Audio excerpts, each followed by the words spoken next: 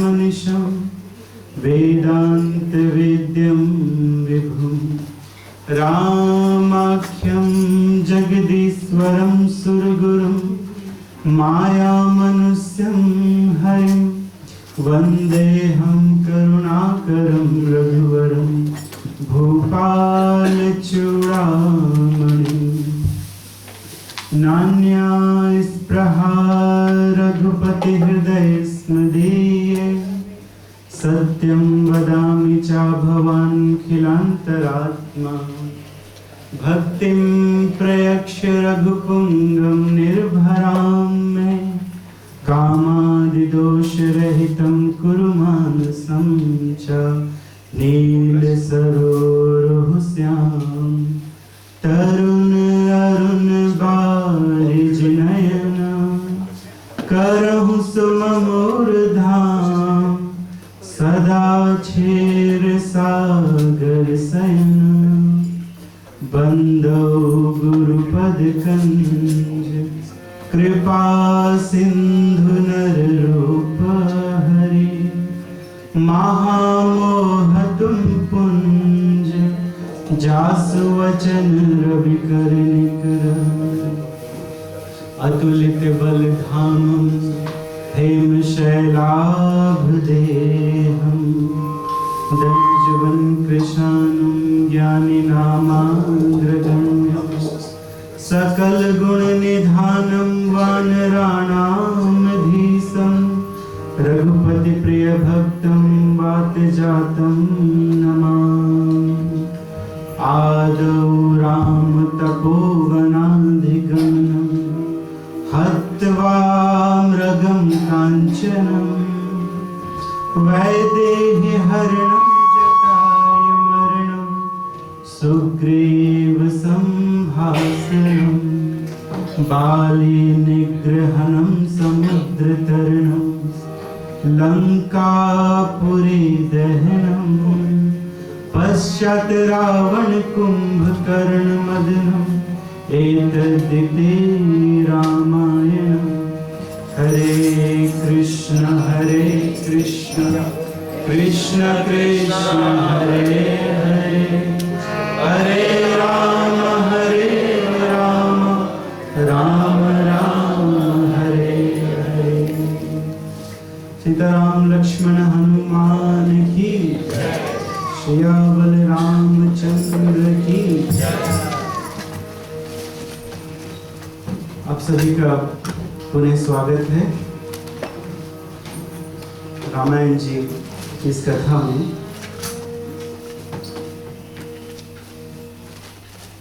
कल हम लोगों ने कथा सुनी,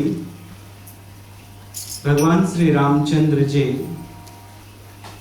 उन्हें वनवास मिला और श्री रामचंद्र जी धीरे धीरे सरयू नदी को पार करके तमसा नदी इत्यादि के दर्शन करके और गुह्य राज्य के पास पहुंचे। उस राज्य का नाम था श्रृंगवेरपुर। वहां पे अनेकों निषाद रहा करते थे और निषादों के राजा गुह्य राज्य हैं, निषाद राज्य। आप सभी ने निश्चित रूप से श्री सत्यनारायण जी की कथा सुनी होगी। सत्यनारायण जी की कथा ये श्रीमद् भागवतम का महात्म मात्र है,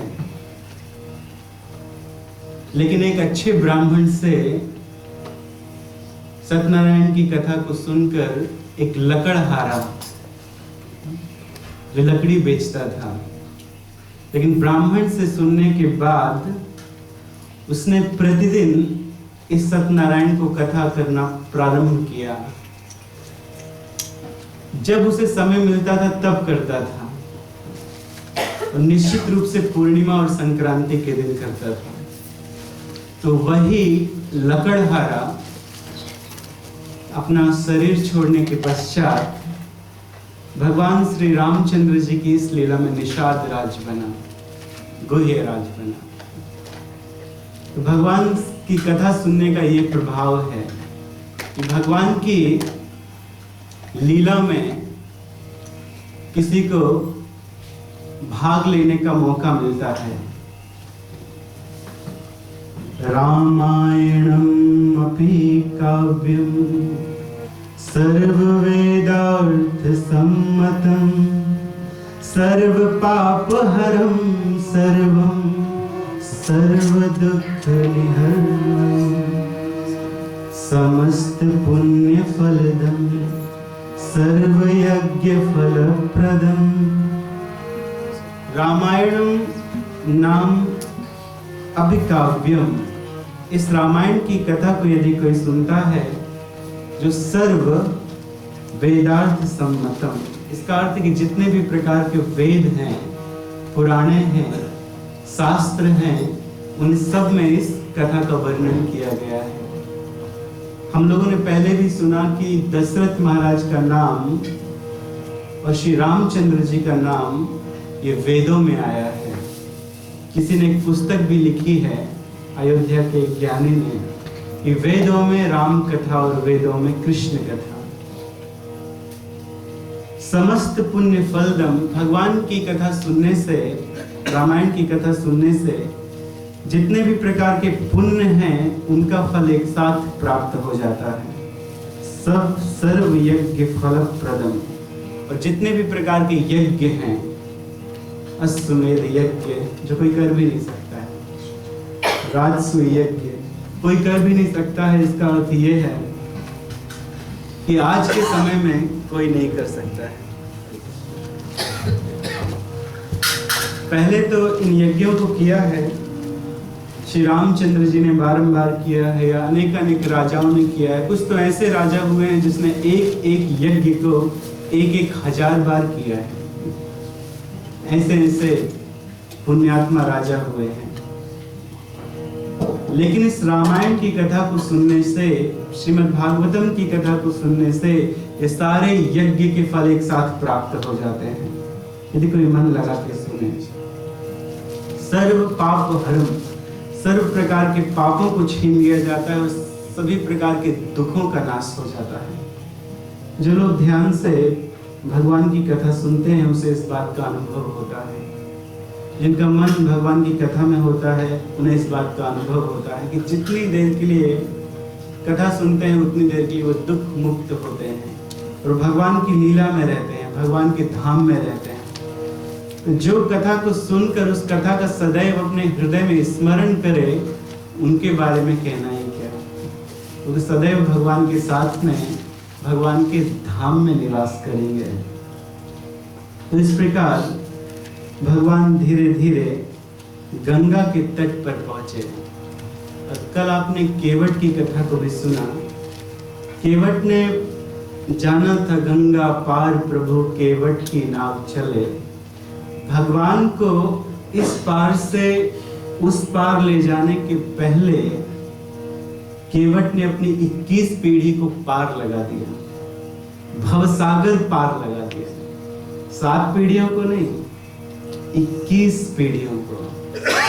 7 पीढ़ी ऊपर की, 7 पीढ़ी जो बीत गई है, जो 7 पीढ़ी आने वाली है और 7 पीढ़ी जो वर्तमान में चल रही है। मामा का कुल, चाचा का कुल, ससुर का कुल, पुत्री का कुल, सबको पार लगा दिया। भगवान को पार लगाने के पहले जब पार लगाया भगवान को, तो भगवान कहते हैं कि धन्यवाद। और भगवान सीता जी की तरफ इशारा करते हैं। तो सीता जी को कुछ कहा नहीं, केवल भगवान ने सीता जी की तरफ देखा और सीता जी समझ गए कि भगवान क्या कहना चाहते हैं, क्योंकि वो पति के अनुकूल हैं। इस संसार में कोई अपनी पत्नी से किसी को कुछ देने के लिए कहे तो तुरंत पत्नी दूसरी तरफ देखने लगेगी। सीता जी ने तुरंत अपने हाथों की अंगूठी निकाली, मुद्रिका निकाली और मुद्रिका निकाल के वो देने लगी, निषाद गुह्यराज को, केवट को देने लगी। तो जैसे ही केवट ने देखा कि माता उन्हें कुछ दे रही है, जगत जननी उन्हें कुछ प्रदान कर रही है, तो तुरंत मना कर दिया केवट ने कि नहीं नहीं नहीं, हमें नहीं चाहिए। अरे भगवान, हमारी नाव में आप बैठ गए, आपके चरण पखारने का हमें मौका मिला, इससे बड़ा सौभाग्य किसी व्यक्ति का क्या हो सकता है। और ये सत्य बात है। जब केवट भगवान को लेकर जा रहे थे और अपनी नौका जब चला रहे थे, तब ऊपर से देवता केवट के ऊपर पुष्प बरसा रहे थे, पुष्पों की वर्षा कर रहे थे कि धन्य है, ऐसा सौभाग्य तो हमें भी प्राप्त नहीं हुआ। इसने भगवान के चरण भी पखारे और चरण पखारने के बाद ही भगवान को गंगा पार भी लगा रहे। जो भगवान सबको पार लगा देते हैं, उनको कौन पार लगा रहे हैं? केवट पार लगा रहे हैं। उन्होंने मुद्रिका नहीं लेकिन नहीं चाहिए, लेकिन देखिए कितने समझदार हैं। भगवान बार बार विनय करते हैं कि ले लो, ये मुद्रिका ले लो। और सीता जी ने दिखाया तो मानो जैसे दो भाव हों। एक भाव तो ये है, केवट ने कभी ऐसा बहुमूल्य सोना तो देखा नहीं होगा, तो जब माता दिखाएंगी तो शायद ले लेंगे। इतनी सुंदर मुद्रिका है, बहुमूल्य मुद्रिका है, जब माता दिखाएंगी तो शायद उनके मन में आ जाए कि ले लें। एक भाव तो ये है उनको दिखाने का। दूसरा भाव ये है कि सीता माता कहना चाहती कि ले लो, इसे ले लो, तुमने सेवा की है तो ये मुद्रिका आज से तुम्हारी हुई, ले जाके अपनी पत्नी को दे देना। तो सीता माता जी कैसे दे रही हैं? सीता माता जी की आंखें नीचे हैं क्योंकि वो लजा रही हैं देने में। उन्होंने कहा जगत जननी, इसे आप अपने पास रखिए। फिर अपनी बुद्धि का प्रयोग करके वे कहते हैं, हे भगवान, अगर आप कुछ देना चाहते हैं तो मेरा आपसे ये अनुरोध है, ये प्रार्थना है कि जब आप वनवास पूरा करके 14 वर्ष का वनवास पूरा करके जब आप लौटेंगे तो आप वापस इसी रास्ते से आना और आप मेरी नाव में बैठ के पार लगाना और फिर जो उतराई देना हो दे देना, उस समय मैं ले लूंगा। देखिए केवट की चतुरता, भगवान को पार लगाया, भगवान की सेवा की और आगे की सेवा भी अभी से मांग ली कि किसी दूसरे को वो सेवा प्राप्त ना हो। और भगवान ने उसे पूरा भी किया। रावण का वध करने के बाद अभी आप सुनेंगे कि भरत महाराज ने कहा था कि 14 वर्ष के बाद जो नूतन दिवस आएगा, नया दिवस आएगा, और उस दिवस में अगर सूर्य डूबने के पहले आप नहीं आए तो मैं अग्नि में प्रवेश करके अपना शरीर जला लूंगा, आत्महत्या कर लूंगा। इसलिए 14 वर्ष बीत चुके थे तो विभीषण ने पुष्पक विमान दिया भगवान को जाने के लिए, और भगवान उस पुष्पक विमान में बैठ के अयोध्या की तरफ बड़ी तेजी से जा रहे थे। ये पुष्पक विमान मन की गति से चलने वाला है, लेकिन भगवान गंगा के उस पार वचन दिया था केवट को तो वहां रुके, पुष्पक विमान से उतर गए और गंगा पार की भगवान ने केवट की नाव में बैठकर, फिर उस पार गए तो फिर से पुष्पक विमान में उड़ गए। तो ये है भगवान, ये है भगवान की करुणा और ये है भक्तों की महिमा। तो ऐसे भक्त को नमस्कार है, ऐसे भगवान को नमस्कार है। उस पार जाके भगवान जी ने, गंगा के पार जाके श्री रामचंद्र जी महावैष्णव शिव जी के पार्थिव लिंग को बनाते हैं, और पार्थिव लिंग को बनाने के बाद उसकी पूजा करते हैं। गणेश जी को याद करते हैं कि अब मैं अरण्य में प्रवेश कर रहा हूं। अरण्य का अर्थ क्या है? जहां रण नहीं है, जहां युद्ध नहीं है। अरण्य में भगवान की भक्ति होती है और शहर में युद्ध होता है। लोग लड़ते हैं पैसों के लिए, जमीन के लिए, वस्तुओं के लिए, खींचातानी होती है। लेकिन अरण्य, वन को अरण्य कहा जाता है जहां किसी प्रकार का युद्ध नहीं है। तो भगवान स्वयं गणपति जी की याद करके यात्रा प्रारंभ करते हैं, नया कार्य भगवान करने वाले हैं। और सीता मैया वो प्रार्थना कर रही हैं गंगा जी से कि हे गंगा मैया, आप हमें ये वरदान दें कि हम अपने पति के साथ और अपने देवर के साथ, मेरे पति ने, श्री रामचंद्र जी ने जो प्रण लिया है 14 वर्ष का वनवास, उसे पूरा करके जब हम वापस आए यहाँ पे वापस आ जाएं, सकुशल अयोध्यापुरी में चले जाएं।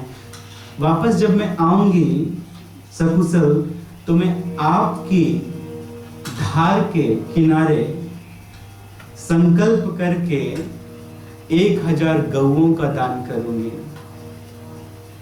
आपकी पूजा करूंगी।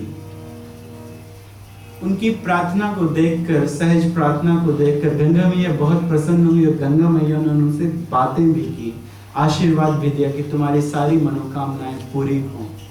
और इसके बाद वे तीनों आगे चले। जाने के पहले जब केवट की नाव में बैठने वाले थे, सुमंत जी साथ में आए थे भगवान को रथ में चढ़ा के, लेकिन अब गंगा के उस पार तो रथ नहीं गया। तो भगवान ने सुमंत जी को समझाया, बुझाया कि जाओ, वापस चले जाओ अयोध्यापुरी में। लेकिन उन्होंने कहा कि मैं नहीं जाऊंगा। मैं कैसे जाऊं अयोध्या में जब कोई राजकुमार रण में जाता है, युद्ध करने के लिए जाता है, और यदि खाली रथ नगर में प्रवेश करे तो उस नगर के लोगों का क्या हाल होगा? उस नगर के लोग क्या सोचेंगे कि हमारा राजकुमार कहाँ गया?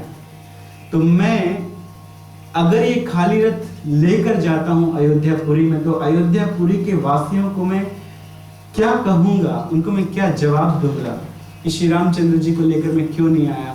महाराज दशरथ से क्या कहूंगा, कौशल्या जी से क्या कहूंगा, सुमित्रा जी से क्या कहूंगा, जिनकी आंखों में अनेकानेक अश्रु थे और बारंबार वे कह रहे थे कि आप इनको वन घुमा के 4 दिन में वापस ले आइए। तो सुमंत जी रो रहे हैं, वो नहीं जाना चाहते हैं, और भगवान कई तरह से प्रयास करके ऐसा चाहते हैं कि सुमंत जी वापस चले जाएं, और तो कई तरह से बातें कहते हैं। फिर बाद में ये बात कहते हैं कि वहां पर इस समय मेरे पिता का ध्यान रखने वाला कोई नहीं है, तो आप अयोध्या जाइए और अयोध्या जाके अपने राजा का ध्यान रखिए, अन्यथा मेरे विरह में रो रो के वो अपने प्राण दे देंगे। तो जाइए और जाकर उनको समझाइए। लेकिन फिर भी वो जाने को तैयार नहीं थे। उन्हें आदेश दिए कई बार, और आदेश देकर किसी तरह से बातें करके और भगवान चले गए। लेकिन सुमंत जी वहीं अपने रथ के साथ खड़े थे, और दूसरी तरफ भगवान श्री रामचंद्र जी जाते जाते जब तक उनकी नजरों से ओझल नहीं हो गए, सुमंत जी भगवान को देखते रहे भगवान की तरफ एकटक नजर से, जैसे कोई चकोर चंद्रमा को देखता है। और भगवान के ओझल हो जाने के बाद भी वो वहीं पर खड़े थे और बार बार बेहोश होकर गिर पड़ रहे थे, गिरे जा रहे थे और रो रहे थे। उन्होंने सोचा कि मैं यहीं पे समाधि ले लूंगा, मैं यहीं पे समाप्त हो जाऊंगा, लेकिन बिना श्री राम को लिए मैं अयोध्या में वापस नहीं जाऊंगा। तो इतना प्रेम है, इतना अगाध प्रेम है सुमंत जी महामंत्री के मन में कृष्ण के प्रति, श्री राम के प्रति। क्यों? क्योंकि श्री रामचंद्र जी उस नगर के प्रत्येक व्यक्ति को अपने माता पिता के समान आदर देते थे, और सुमंत जी को विशेषकर हमेशा अपने पिता के समान आदर देते थे। लेकिन निषाद राज जी वो भगवान के साथ में गए, भगवान के साथ में नौका के उस पार गए, और भगवान कहते हैं कि निषाद राज जी अब आप वापस जाइए, यहाँ से हम चले जाएंगे। तो ये सुनते ही बारंबार निषाद राज जी का मुख सूख जाता है। उनका जो शरीर है वो ऐसा लगने लगता है कि जैसे इसके अंदर आत्मा नहीं हो। देखने लगते हैं, इस दृष्टि से देखते हैं कि भगवान उनके ऊपर कृपा कर दें, और बारंबार ये कहते हैं कि हे भगवान, मैं आपको सही स्थान पर पहुंचाकर आपके लिए कुटिया बनाकर वापस लौट जाऊंगा, मुझे ऐसा केवल वरदान दीजिए, इतना केवल आशीर्वाद दीजिए। तो भगवान कहते हैं तथास्तु, ठीक है चलो। और उसके बाद वे भगवान के साथ आगे जाते हैं, आगे बढ़ते हैं। तो धीरे धीरे श्री रामचंद्र जी प्रयागराज पहुंचे। प्रयागराज जहां पर गंगा,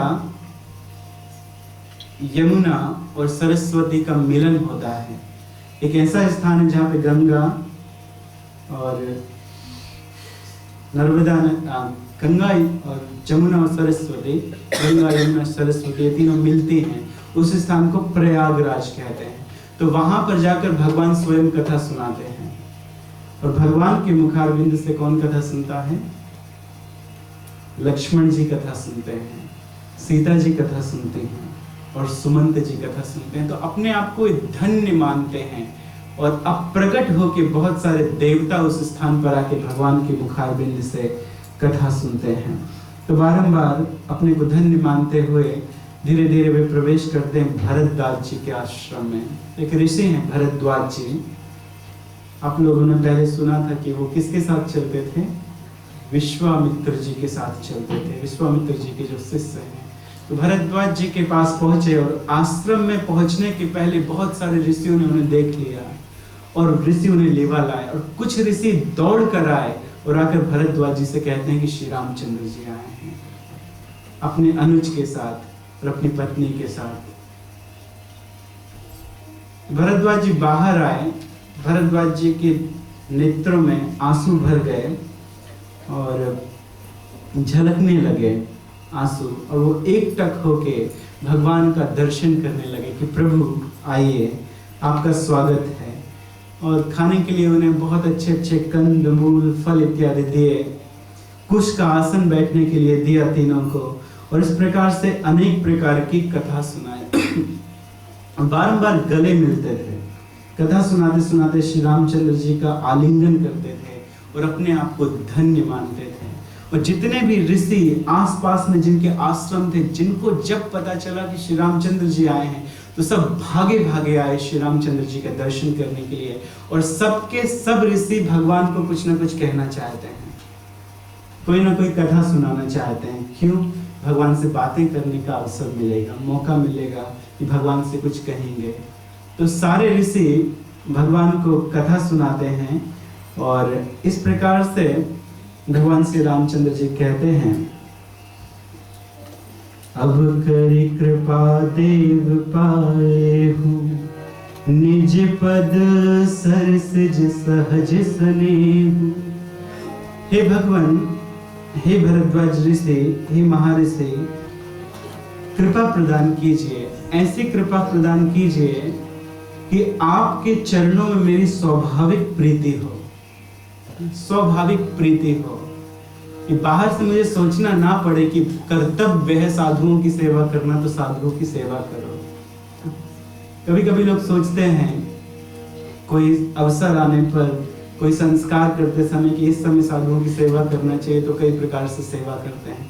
लेकिन सहज प्रीति हो, स्वाभाविक प्रीति हो, इसका अर्थ है कि हमेशा के लिए भगवान के भक्तों से मेरे हृदय में प्रीति आ जाए, ऐसा आशीर्वाद दीजिए।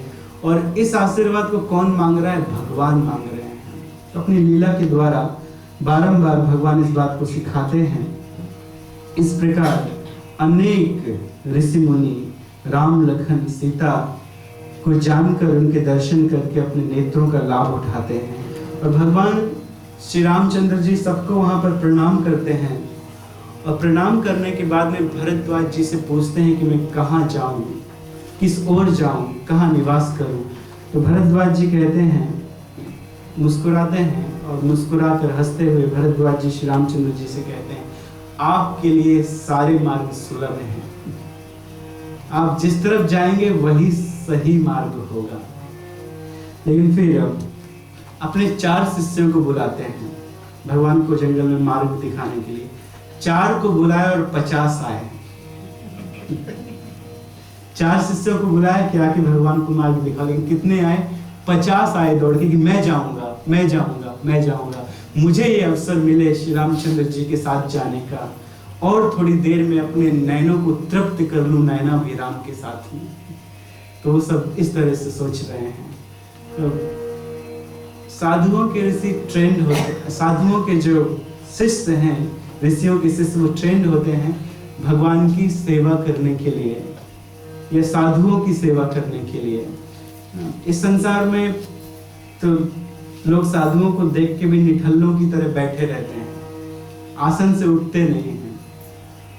लेकिन ऋषि अपने आश्रम में ब्रह्मचारियों को ट्रेंड करते हैं कि किस प्रकार से भक्तों का सम्मान करना है, किस प्रकार से साधुओं का सम्मान करना है, साधुओं के साथ मजाक नहीं करना चाहिए।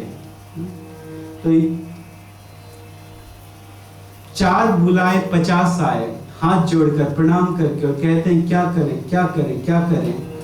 और फिर वे सब सेवा करने लगे भगवान की। कई तरह से कुछ लोग कंकड़ हटाते हैं कि कहीं कंकड़ लग ना जाए भगवान के चरणों में, और कुछ लोग भगवान को रास्ता दिखाते हैं, यहाँ से चलिए यहाँ से चलिए। कुछ लोग फल तोड़कर लेकर आते हैं। सीता जी कभी कभी देखती हैं किसी फल की तरफ, तो ब्रह्मचारी समझते हैं कि सीता जी को ये फल खाने, तो दौड़ के जाते हैं और वो फल लेकर आते हैं और सीता जी को अर्पित कर देते हैं। इस तरह भगवान श्री रामचंद्र जी यमुना के जल को देखते हैं और इस परम पवित्र जल को देख के वो स्नान करते हैं यमुना में। यही यमुना जी भगवान की चौथी पटरानी है। श्री कृष्ण अवतार में यमुना जी भगवान की चौथी पटरानी है। किसकी पुत्री है? सूर्य की पुत्री और यमराज की बहन है। तो बहुत उच्च भाव है यमुना जी का। लोग कहते भी हैं कि यमुना को कारो कारो पानी। क्यों है यमुना का कारा कारा पानी? क्योंकि श्याम काले हैं, कृष्ण काले हैं, तो वो उसी वर्ण की हैं। तो इस प्रकार से आगे चलती हैं और आगे चल के ग्रामवासी उन्हें देखते हैं, सीता जी को देखते हैं, श्री रामचंद्र जी को देखते हैं, और देखकर जो जिस भाव में है उसी भाव में उनका दर्शन करते हैं। कोई भगवान को माता के रूप में देखता है, कोई भगवान को पिता के रूप में देखता है, कोई भगवान को जगत गुरु के रूप में देखता है, कोई सर्वे सर्वा देखता है। तो वास्तव में भगवान ही सब कुछ है, भगवान ही सब कुछ है। तू ही माता पिता, तू ही, सब कुछ भगवान ही है।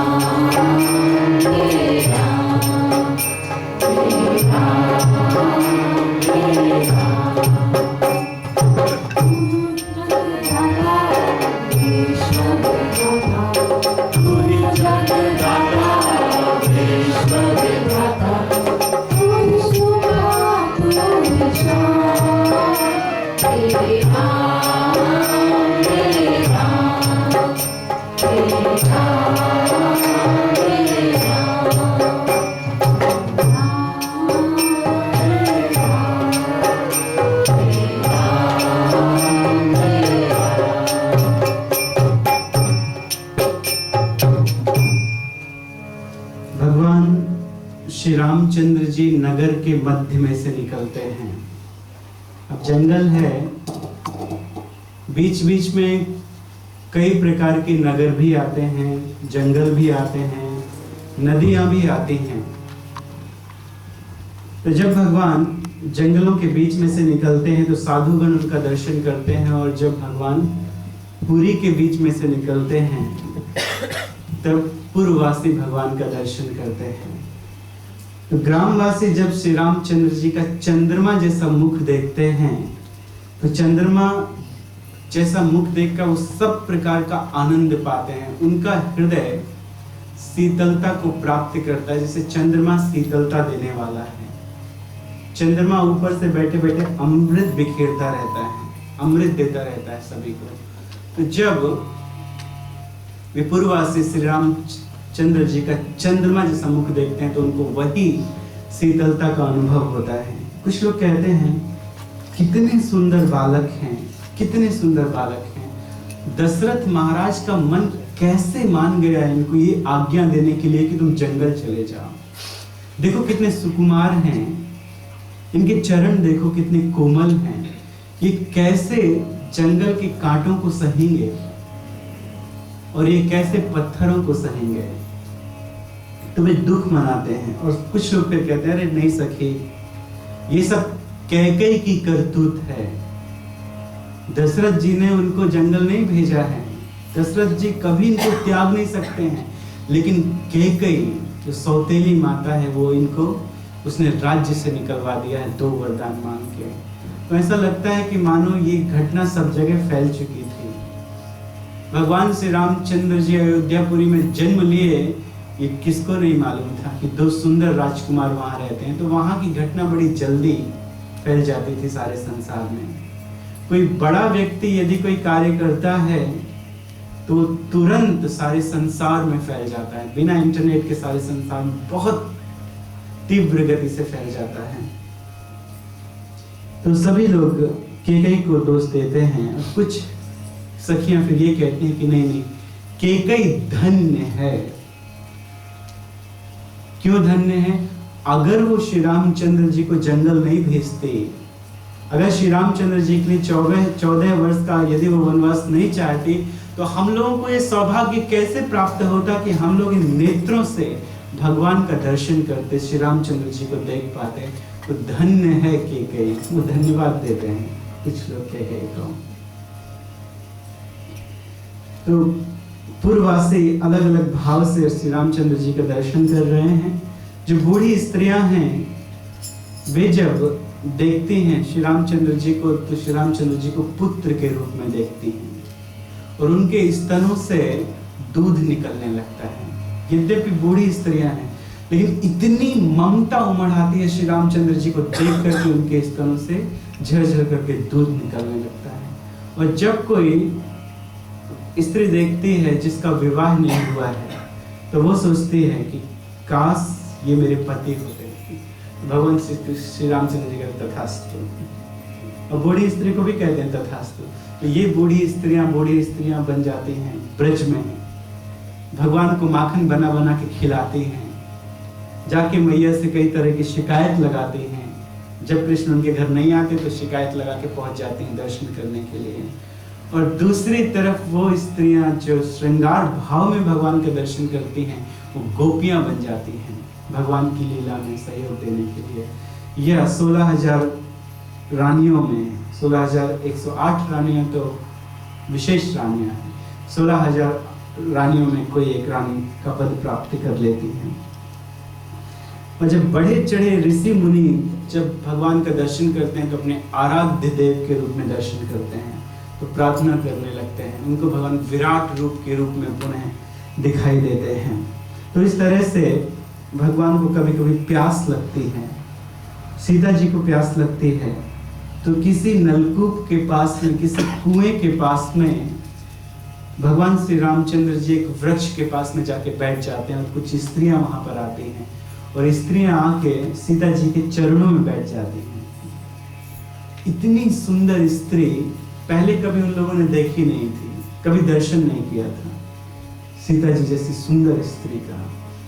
तो इसीलिए चरणों में आकर बैठती हैं, बगल में आकर नहीं बैठती हैं और चरण छूती हैं। चरण छू के कहती हैं, देखो हमारा एक प्रश्न है, हम ये प्रश्न अगर पूछें तो हमें गवारिन नहीं समझना।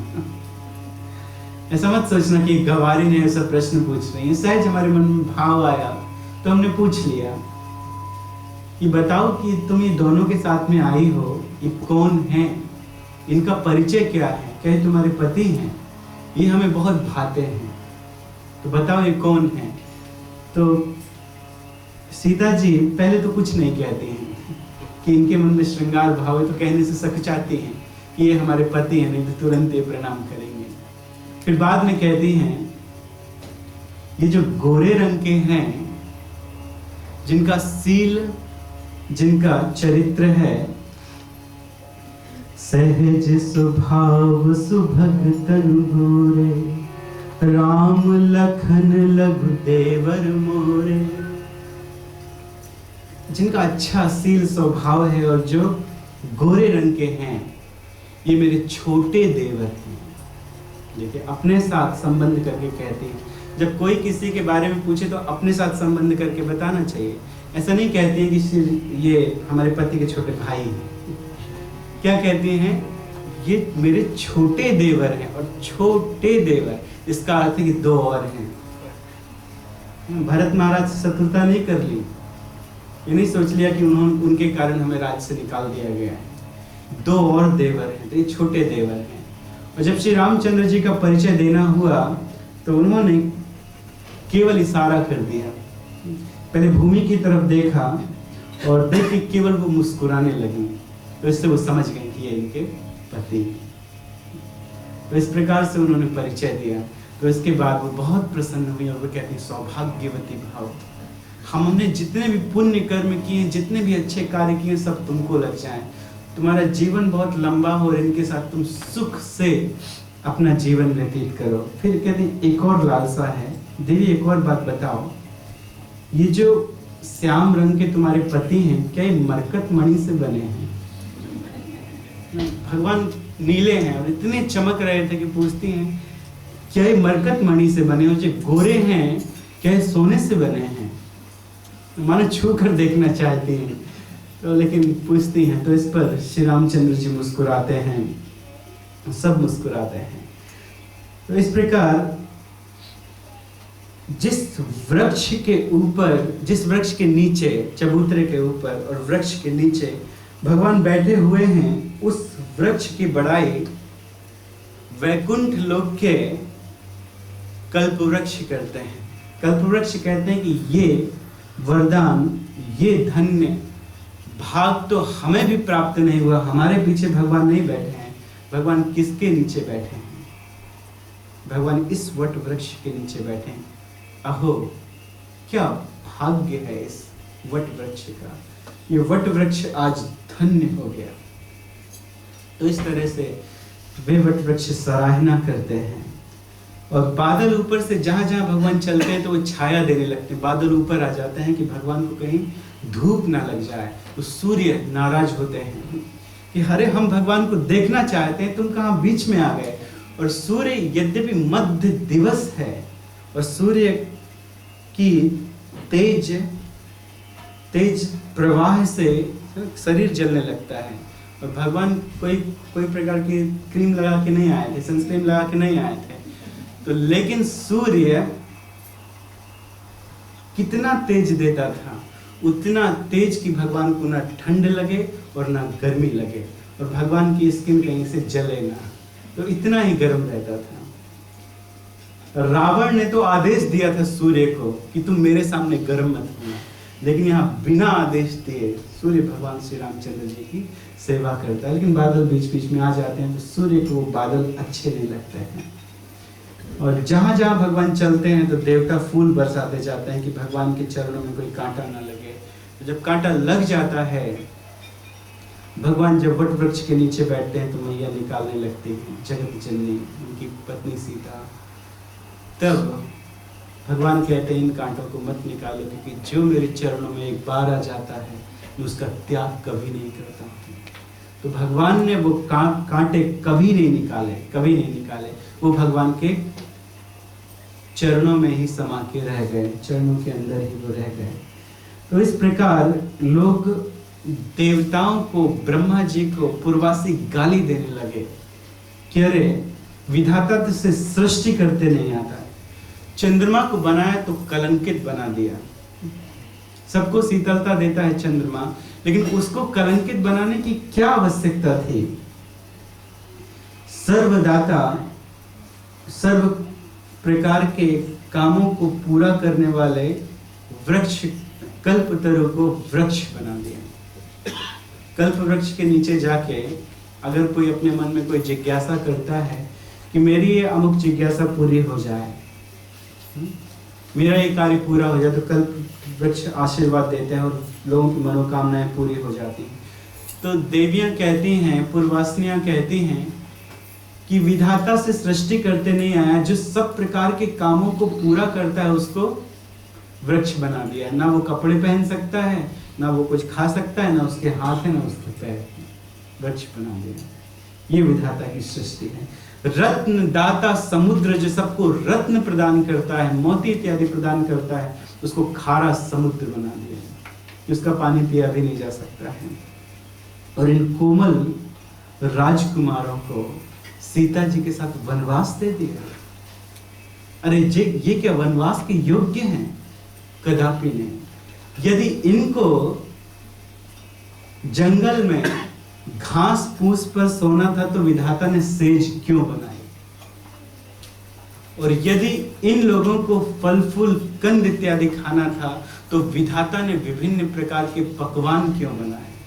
क्या आवश्यकता थी विधाता को विभिन्न प्रकार के पकवान बनाने की? तो इस प्रकार से वो कहती हैं कि अगर ये वृक्ष के नीचे रहते हैं तो ऊंचे ऊंचे महल क्यों बनाए?